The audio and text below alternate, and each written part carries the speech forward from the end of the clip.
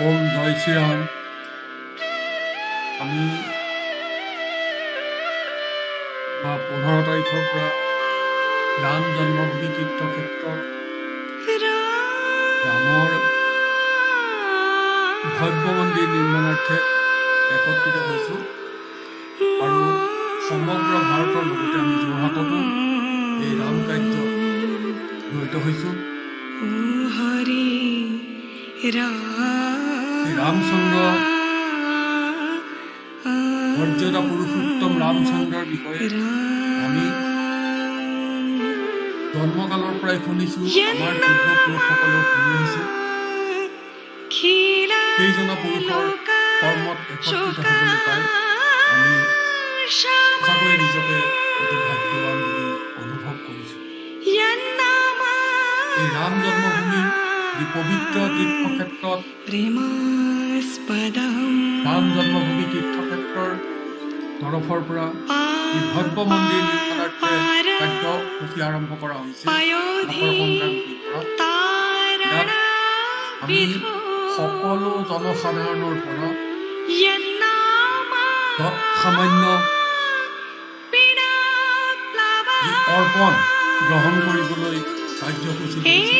এই কাৰ্যসূচীত যিসকল ওতঃপ্ৰোতভাৱে জড়িত হৈছে অতি নিষ্ঠাৰে তেখেতসকলৰ সকলোলৈকে আমাৰ সাদৰ প্ৰণাম জনাইছোঁ আৰু ৰাম কাৰ্যত সফলতা লাভ কৰিব বুলি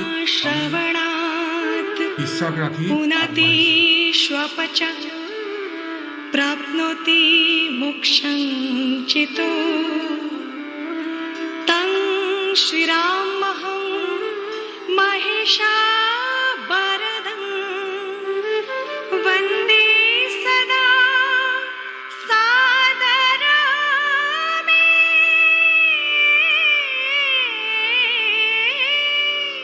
আমাৰ এই মহৎ কাৰ্যৰ মূল যি ভাৰ, এই ভাৰ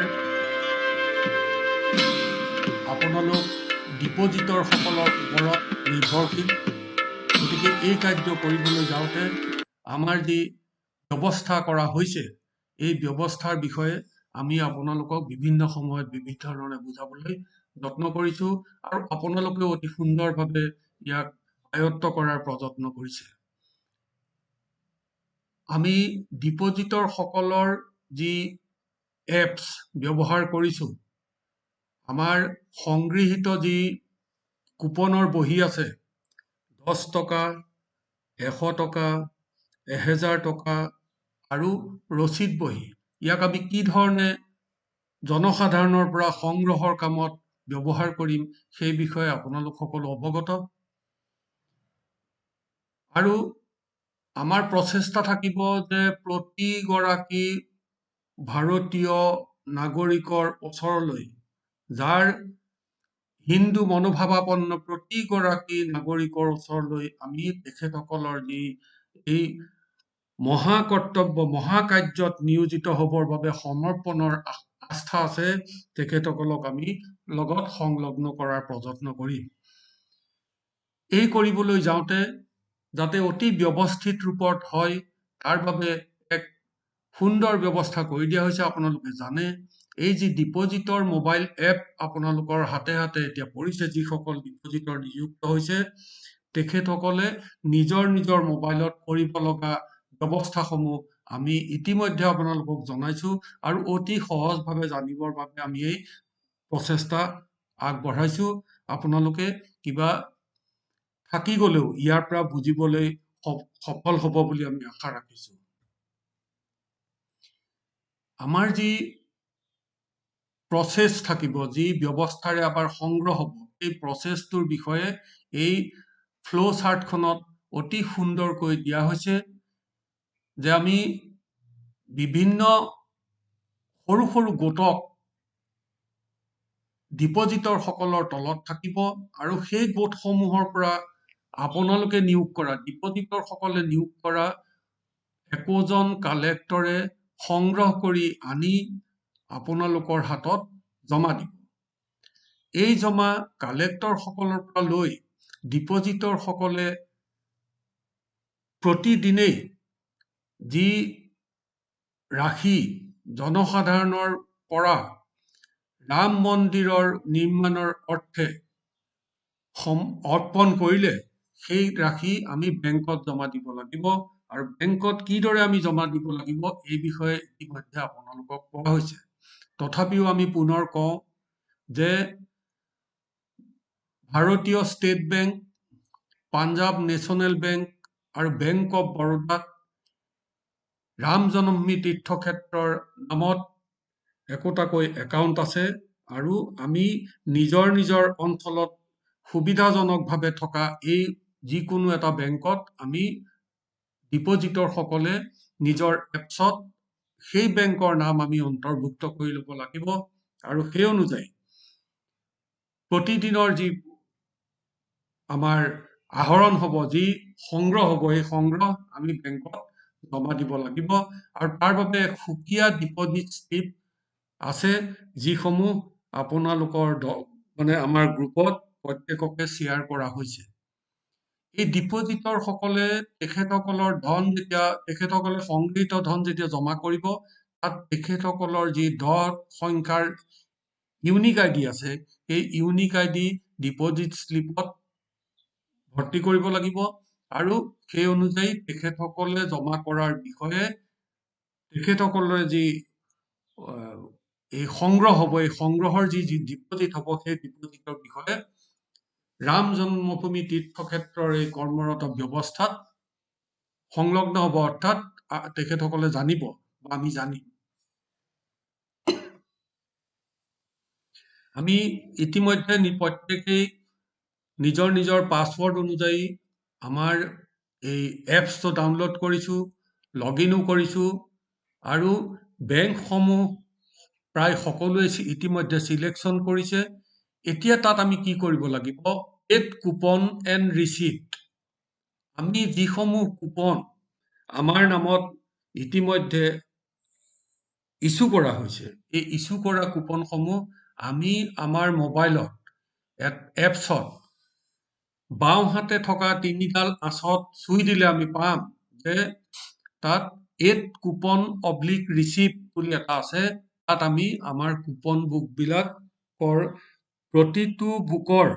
প্ৰতিটো বহীৰ প্ৰথমখনৰ সংখ্যাটো প্ৰথম ভাগত, দ্বিতীয় ভাগৰ সংখ্যাটো একদম শেহৰ ৰিচিপ্টখনৰ শেহৰ কুপনখনৰ সংখ্যাটো আমি দ্বিতীয় ঘৰত অন্তৰ্ভুক্ত কৰি বহীবিলাক আমাৰ এপছত যোগ কৰিব লাগিব। তাত কথা হ'ল যে আমি যেতিয়া এড কুপন কৰিম, তেতিয়া তাত 10টা বহীলৈকে আমি যোগ কৰিব পাৰোঁ। গতিকে প্ৰথমবাৰত আমি যদি 20খন বহী লৈছোঁ, তেতিয়াহ'লে প্ৰথমবাৰত 10 টকীয়া কুপনৰ জেগাত আমি চুই দিয়াৰ লগে লগে লাষ্ট সংখ্যালৈ যাম, 10লৈ যাম। আৰু এই 10খন বহীৰ এখন এখনকৈ আমি প্ৰতিখনৰে ৰিচিপ্ট নাম্বাৰখিনি তাত অন্তৰ্ভুক্ত কৰিম। পুনৰবাৰ কৈছোঁ যে ৰিচিপ্ট বহীখনৰ প্ৰথম যিখন কপি থাকিব, প্ৰথম পাতটোৰ প্ৰথম যি কুপনৰ পাত আছে তাৰ ওপৰত যি সংখ্যা থাকিব, সেই সংখ্যাটো 1 নম্বৰ বহীখনৰ যিটো এন্ট্ৰি কৰিবলৈ যাওঁতে যিটো প্ৰথম কলম ওলাব তাত ভৰ্তি কৰিম। আৰু লাষ্টৰখনৰ নম্বৰটো আমি 2 নম্বৰ কলমটোত ভৰ্তি কৰিম। তাৰ ঠিক তেনেদৰে দ্বিতীয়, তৃতীয়, চতুৰ্থ এনেকে দশমলৈকে আমি প্ৰথম বহীলৈকে আমি প্ৰথম সংখ্যাটো প্ৰথম কলমত, দ্বিতীয় সংখ্যাটো দ্বিতীয় কলমত সংযোগ কৰিম। ঠিক তেনেকে 100 টকীয়া কুপনৰ ক্ষেত্ৰতো কৰিম, 1000 টকীয়া কুপনৰ ক্ষেত্ৰতো কৰিম, আৰু ৰিচিপ্ট বহীৰ ক্ষেত্ৰতো কৰিম। এইদৰে কৰি আমি যিহেতু 10তকৈ বেছি কৰিব নোৱাৰো, আমি ছাবমিট কৰিম। আৰু ছাবমিট কৰাৰ পিছত দ্বিতীয়বাৰ আকৌ সেইটোলৈ গৈ এড কুপনলৈ গৈ আমি 10 টকীয়া বহী বা 100 টকীয়া বহী তাত যোগ কৰিব পাৰিম, 10খনকৈ।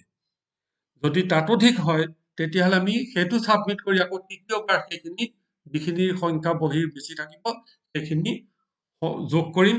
তেতিয়া আমাৰ এই যি ব্যৱস্থা কৰা হৈছে, এই ব্যৱস্থাত গম পাব যে কোনজন ডিপজিটৰৰ হাতত কিমান বহী ইতিমধ্যে গৈছে, অৰ্থাৎ কিমান টকাৰ পুঁজি সংগ্ৰহৰ দায়িত্ব তেখেতৰ ওপৰত আছে।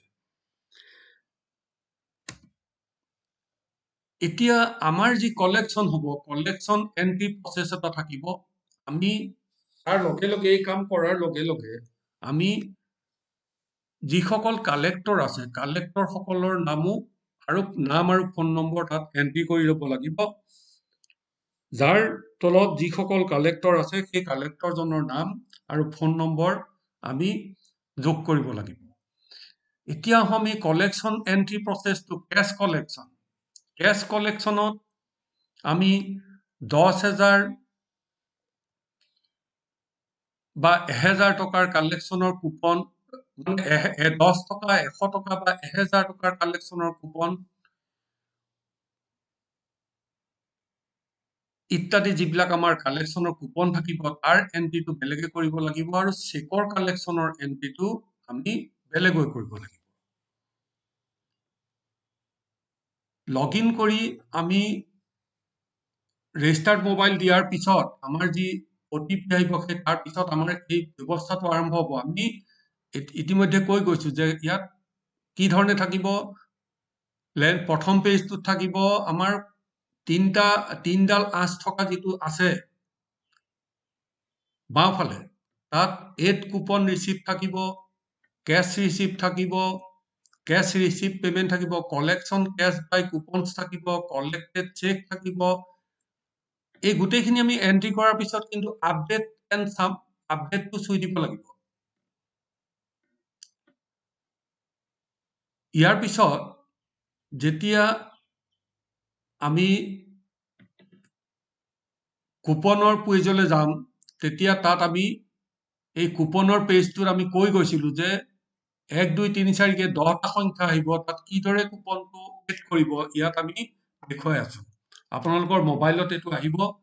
10 টকীয়াৰ কুপনটোত ইয়াত 2 ওলাই আছে, নাম্বাৰ অফ বুকলেটছ 2 ওলাই আছে। সেই কাৰ্চাৰটো চুই দিলে তাত 10লৈকে সংখ্যাটো ওলাব। তাত আমি 1 নম্বৰ বহীখনত চিৰিয়েল নাম্বাৰ ফ্ৰম 1 নম্বৰ বহীখনৰ প্ৰথম পাঠটোৰ চিৰিয়েল নাম্বাৰটো লিখিম আৰু চিৰিয়েল নাম্বাৰ 2 এই 1 নম্বৰ বহীখনৰ একদম লাষ্টৰ পাঠটোৰ চিৰিয়েল নম্বৰটো আমি তাত লিখিম। ঠিক তেনেকে 2 নম্বৰ বহীটো লিখিম, 3 নম্বৰ বহীটো লিখিম। ইয়াৰ পিছত আহিব আমাৰ 100 টকীয়া কুপনটো। 100 টকীয়াটো চুই দিলে তেনেকে আমাৰ 1ৰ পৰা 10লৈকে সংখ্যা ওলাব। আমি যেইটা বহী পাইছো সেইটো চুই দিলে তাত ঠিক তেনেকে বুকলেট 1, বুকলেট 2 এনেকে আহিব। আমি এইখিনি কথা কৈ যাম। ইয়াৰ পিছত আমি যেতিয়া এই গোটেই বস্তুটো কৰিম, আমাৰ চামাৰীটোত আমি কিমান টকাৰ কুপন আমাৰ গুৰিত আছে আমি চাইডৰ এটা হেৰিয়াত দেখুৱাইছে, সেইটোত আমি গম পাম যে আমাৰ হাতত কিমান টকাৰ ৰিচিপ্ট বহী সোমাইছে। কলেকশ্যন থ্ৰু কুপনছ, কলেকশ্যন বাই কুপনছ, ইয়াত আমি কলেক্টৰৰ ডিপজিটৰৰ যিটো নাম সোমোৱালো, নাম আৰু আমাৰ আইডিটো থাকিবই। কলেক্টৰজনৰ নামটো আমি তাত ভৰাব লাগিব। ভৰোৱাৰ পিছত তলত এটা তাৰিখৰ ঘৰ আছে, কেলেণ্ডাৰখন চুই দিলে তাত তাৰিখটো ওলাব। আমি সেইমতে সেই তাৰিখত সেই কলেক্টৰজনৰ নামৰ পৰা আমি কিমান কুপন পালো, বোলে 10 টকীয়া 5খন পালো, 100 টকীয়া 15খন পালো, 1000 টকীয়া 20খন পালো, এই টকাটো আমাৰ ভৰাই দিব লাগিব। এইটো আমি কুপনটো ভৰাই দিব লাগিব। ভৰাই দিয়াৰ লগে লগে তাত এটা টোটেল ওলাব। ওলোৱাৰ পিছত এই টোটেলটো আমি তলত ছাবমিট কলমত চুই দিয়াৰ লগে লগে সি ছাবমিট হৈ যাব আৰু সিমান টকাটো আমি ডিপজিট কৰিব লগা টকা বুলি হ'ব। অৰ্থাৎ এজন ডিপজিটৰৰ আণ্ডাৰত যিহেতু বহুকেইজন কালেক্টৰ থাকিব, গতিকে প্ৰত্যেকজন কালেক্টৰৰ নামৰ এই গোটেই টকাটো আমাৰ একগোট হৈ পেলাই আমি গম পাম যে আমাৰ কিমান টকা জমা দিব লাগিব। ঠিক তেনেকৈ আমি কেছ ৰিচিপ্ট পেমেণ্ট, এই যিটো টকা আমি ৰিচিপ্টত ল'ম সেই ৰিচিপ্টৰ টকাটো আমি ঠিক তেনেদৰে ইয়াত এন্ট্ৰি কৰিব লাগিব। আৰু ইয়াত কলেক্টৰজনৰ নাম, ফোন নম্বৰ ইত্যাদি গোটেইখিনি এনেকে আপোনালোকে পাব। এইটো ৱেবছাইটত সেইটো পাব, সেইখিনি ভৰাব লাগিব। চেকৰ ক্ষেত্ৰতো আমি ইয়াত দেখুৱাৰ দৰে আপোনালোকৰ এপছত ওলাব। ইয়াত enter the name of collector, কোনে কালেক্ট কৰিছে সেইটো লিখিব লাগিব। Enter the date of collection, এই কেলেণ্ডাৰখন চুই দিলে আপোনাৰ তাৰিখটো ওলাব। enter the receipt provided by to donor, receipt নম্বৰটো তাত ৰিচিপ্টটো নম্বৰটো দিব লাগিব, তেওঁৰ চেক নম্বৰটো লিখিব লাগিব, সিলেক্ট দ্য বেংক নেম, আপুনি ডিপজিটৰ হিচাপে যিটো বেংকত জমা দিয়াৰ বাবে সিলেক্ট কৰিছিলে সেই নামটো তাত ভৰাব লাগিব, টোটেল এমাউণ্টটো ভৰাব লাগিব, ডনাৰজনৰ নামটো ভৰাব লাগিব, তেখেতৰ মোবাইল নম্বৰটো ভৰাব লাগিব, আৰু যদি তেখেতে পেন কাৰ্ড দিছে তেতিয়াহ'লে পেন নম্বৰটো ভৰাব লাগিব, কিয়নো 2000 টকাৰ ওপৰত যিসকলে দিব তেখেতসকলৰ পৰা আমি চেকত ল'ব লাগিব, আৰু সেই বা চেকত ল'লে তেখেতে তাৰ পৰা টেক্স বেনিফিট পাব, গতিকে আমি তেখেতক টেক্স বেনিফিট দিবৰ বাবে পেন নম্বৰটো ভৰাব লাগিব। যদি তেখেতক টেক্স বেনিফিট নালাগে তেতিয়াহ'লে আমি নগদ ল'লে ৰচিদত লওঁতে 20,000 টকাৰ ওপৰত টকা সংগ্ৰহ কৰিব নোৱাৰিম। তেখেতে অধিক দিব বিচাৰিলে দ্বিতীয় বা তৃতীয় কাৰোবাৰ নামত তেখেতে ৰচিদ অতিৰিক্ত কাটিব লাগিব। এই কথাটো মনত ৰাখি চলিব লাগিব যে নগদ ধন ল'লে আমি 20,000 টকাৰ ওপৰত কাৰো পৰা ল'ব নোৱাৰিম, ল'লে একেখন ৰচিদত 20,000 টকাৰ ওপৰত আমি কাটিব নোৱাৰিম, আৰু নগদ লওঁতে তাত পেন নম্বৰটো মেণ্ডেটৰী নহ'ব। এতিয়া আমি আপডেট যেতিয়া সামাৰি কৰি দিম, আপডেট সামাৰি কৰিলে আমাৰ হাতত কিমান টকা জমা হৈছে, কি হৈছে, গোটেই কথাখিনি আমি চেক পেমেণ্টত কি হৈছে, কেছ পেমেণ্টত কি হৈছে, আমি তাতেই গম পাই যাম। অৰ্থাৎ ব্যৱস্থাটো যিটো কৰি দিয়া হৈছে এইটো অতি সুন্দৰ ব্যৱস্থাৰে কৰি দিয়া হৈছে, যিটো আমি এইখিনি কৰাৰ উপৰিও আমি এখন এখন বহীত কাক কি দিছো এইখিনি আমি বিতংকৈ এনেও লিখিম। এনেকুৱা হ'ব নালাগে যে মই বহী 5খন দি দিলো, বহীখনৰ ওপৰত থকা নম্বৰটো আমি আমাৰ যি হাৰ্ড কপি আছে, যি বহীত আমি লিখি ৰাখিছো হিচাপটো তাত আমি লিখি ৰাখিলো, এইটো নহয়। আপোনালোকে বহীখনৰ নম্বৰটো আৰু কুপন চিৰিয়েল নম্বৰ ফ্ৰম ইমান টু ইমান এইটো লিখি ৰাখিব, যাতে কিবা কাৰণত যদি আমি ভুলো কৰবাত হয় আমি টেলি কৰিব পাৰো, আমাৰ মোবাইল এপছৰ লগত টেলি কৰিব পাৰো। এই ব্যৱস্থাটো সকলোৱে মন কৰিব, আৰু যিসকলে এতিয়ালৈকে যিসকল ডিপজিটৰে জনা নাই যে কিদৰে আমি এই এন্ট্ৰিটো কৰিম, তেখেতসকলে এইটো দুবাৰ চাব যে বাওঁহাতে 3ডাল আঁচ আছে, তাত চুই দিলে আমি তাৰ পৰা ৰিচিপ্ট আছে, এইটো মই আগতে কৈ গৈছিলো এবাৰ যে ৰিচিপ্ট কুপন আছে, ৰিচিপ্ট কুপনত তাত আপোনালোকে এইটো 10 টকীয়া 100 টকীয়া এই যিটো পাব এইটো চুই দিলে যোনে যিখন বহি পাইছে এইটো অন্তৰ্ভুক্ত কৰিব। এইটো অন্তৰ্ভুক্ত নকৰিলে এই গোটেই সিস্টেমটোত আমি